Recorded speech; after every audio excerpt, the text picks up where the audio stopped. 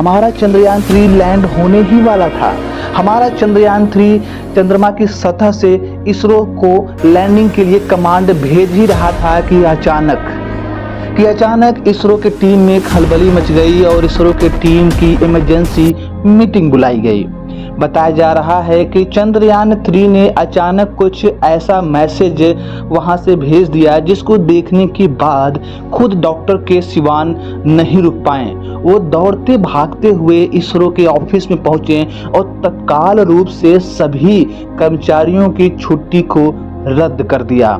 छुट्टी रद्द करते हुए उन्होंने इमरजेंसी में चंद्रयान 2 के जो मेन फाउंडर थे डॉक्टर के सिवान उनको बुलावा भेज दिया।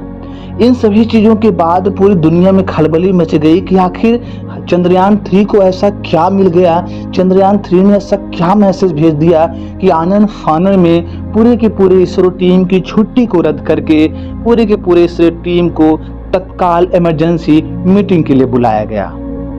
सवाल ये उठता है कि आखिर ये मैसेज था क्या।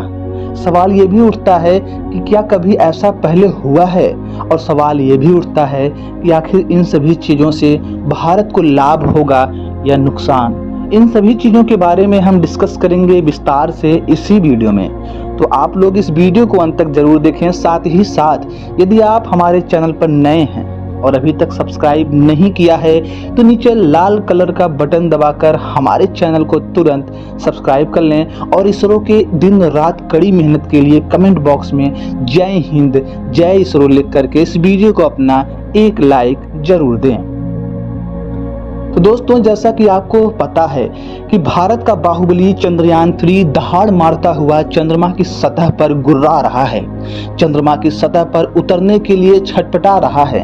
चंद्रमा की लैंडिंग साइट पर वह समय से पहले पहुंच चुका है और वहां से इसरो को बार बार कमांड मांग रहा है, लेकिन इसरो पूरी कंफर्मेशन के बाद ही उसे उतरने की इजाजत देना चाहता है।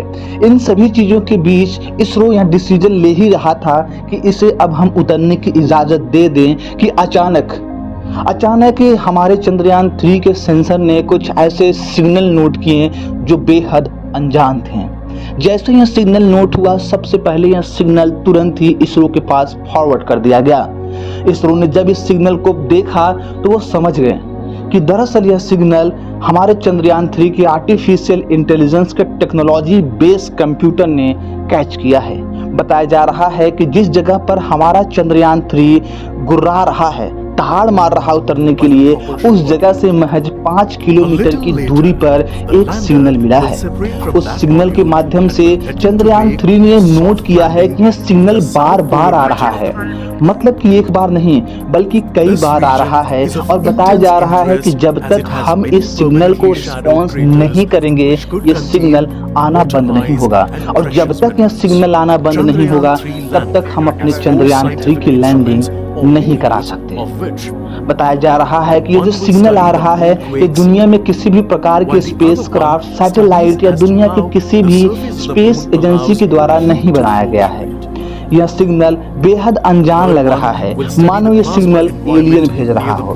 बताया जा रहा है कि चांद का जो दक्षिणी छोर है वह बहुत ही ज्यादा अनसर्टेन है, वहां पर एलियन होने के पूरे चांसेस हैं, और शायद इसीलिए लैंडिंग साइट से महज 5 किलोमीटर की दूरी पर हमें ये सिग्नल बार बार मिल रहा है।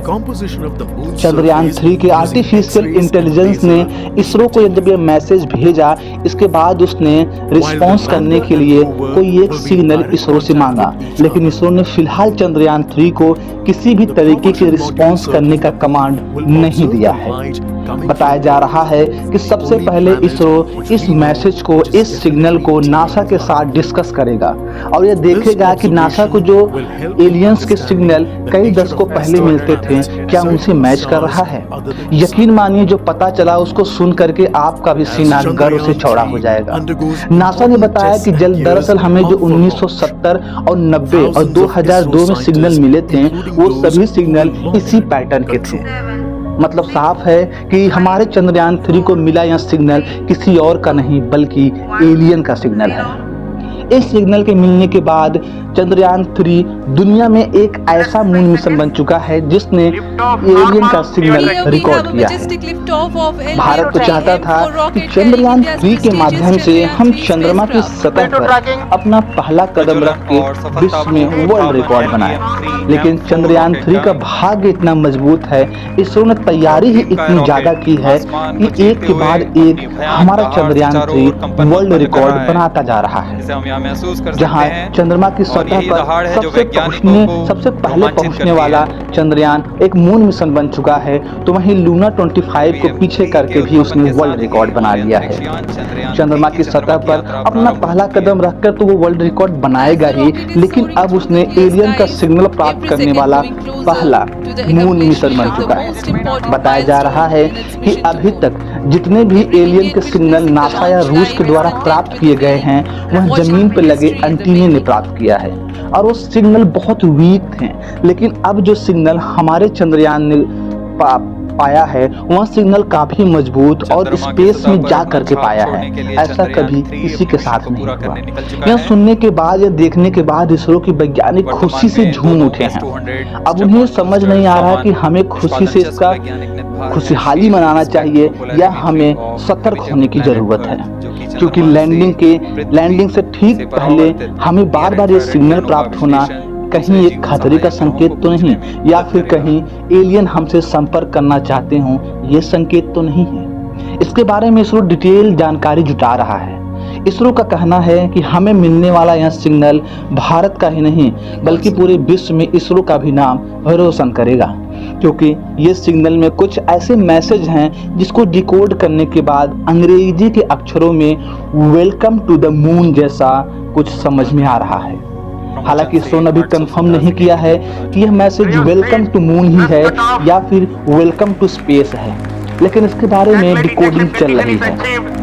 भारत के सबसे तेज चलने वाले सुपर कंप्यूटर प्रत्युष से इसकी गणना कराई जा रही है और इसको डिकोड कराया जा रहा है।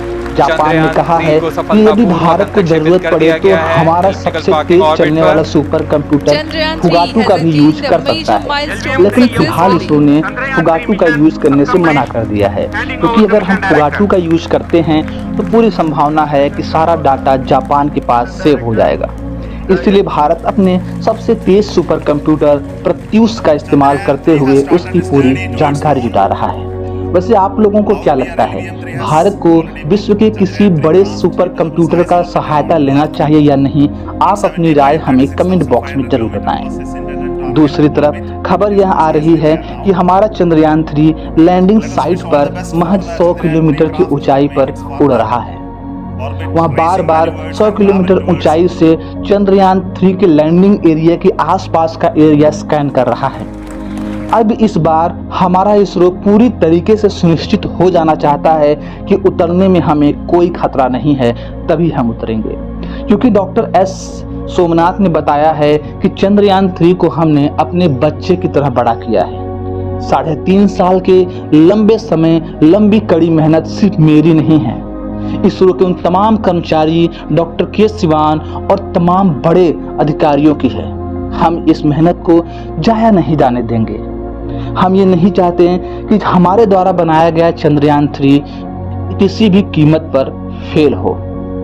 चंद्रयान 3 के जो मेन कर्ता धर्ता हैं डॉक्टर एस सोमनाथ और डॉक्टर के सिवान, उन्होंने बताया कि यह जो चंद्रयान है सिर्फ मेरे बेटे जैसा नहीं है, बल्कि भारत के उन 130 करोड़ लोगों के बेटे जैसा है जिसे हमने बनाया है। इसीलिए अब जो एलियन का सिग्नल मिला हुआ है, उस सिग्नल की पूरी जांच पड़ताल होने के बाद ही हम लैंड कराएंगे।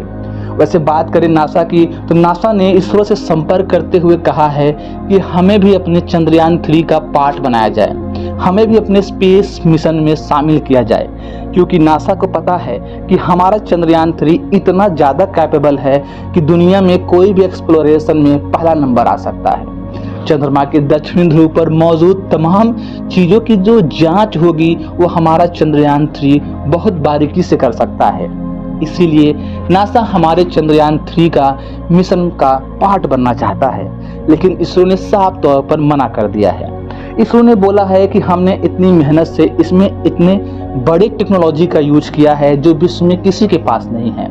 जैसे आपने सुना होगा कि भारत ने मोनो इंजन का इस्तेमाल किया है जो विश्व में किसी भी देश के पास नहीं है। भारत में इसने 4 ऐसे आर्टिफिशियल इंटेलिजेंस के सॉफ्टवेयर का यूज किया है जो चैट जीपीटी नामक एआई से भी ज़्यादा स्ट्रॉन्ग है। अगर हम नासा को अपने मून मिशन में शामिल करते हैं तो ये सभी टेक्नोलॉजी नासा के पास जाने का या इसको कॉपी करने का एक खतरा बना रहता है और भारत किसी भी कीमत पर खतरा मोल लेना नहीं चाहता।